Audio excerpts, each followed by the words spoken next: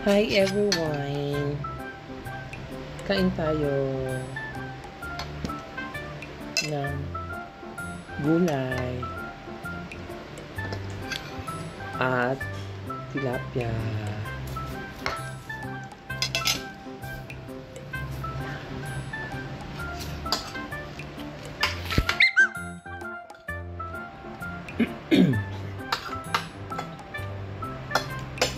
Sarap.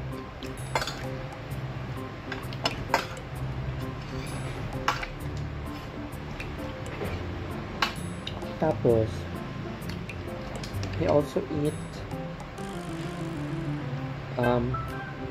cornmeal rice, mais na bigas. Sabi nila,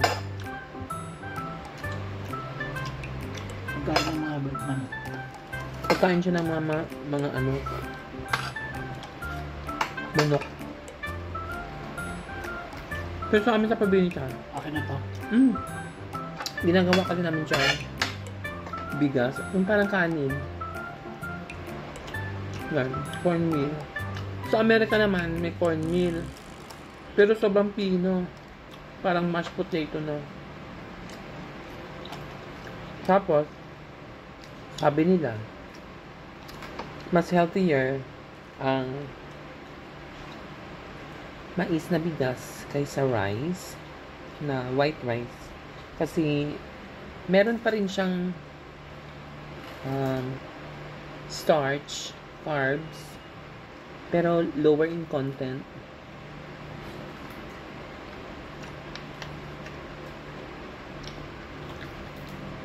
Mababa yung glucose content niya, so good for diabetics.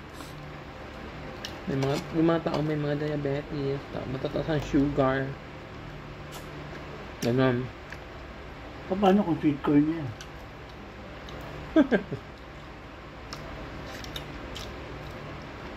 Ewan ko. Diba? Sarap. Kalabasa. Talong. Okra. Tapos meron din siyang alugbate. Ano ba yun? Nakalimutan ko. Yung spinach. Yung native spinach. Ano nga yun? Patola? Hindi.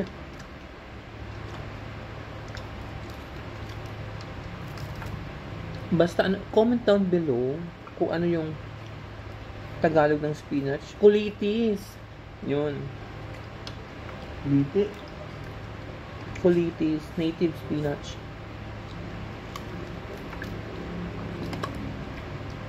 Ano ba yun? Di ba alugbatis? Hindi. Water spinach naman yung alubate.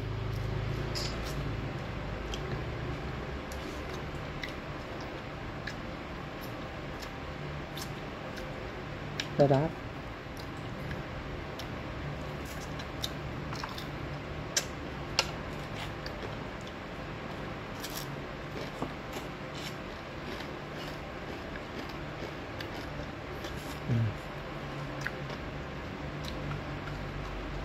Ang sarap.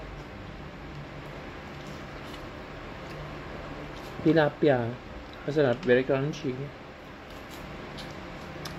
Naan lang ako dun sa mga kumakain na pati buto. Ano yung mga ngipin nila? Shark? Chares. Prito lang naman yun, di ba? Matigas pa rin yung buto nun. Pero bakit pag kumain sila buo? Hindi ba sa natitinik?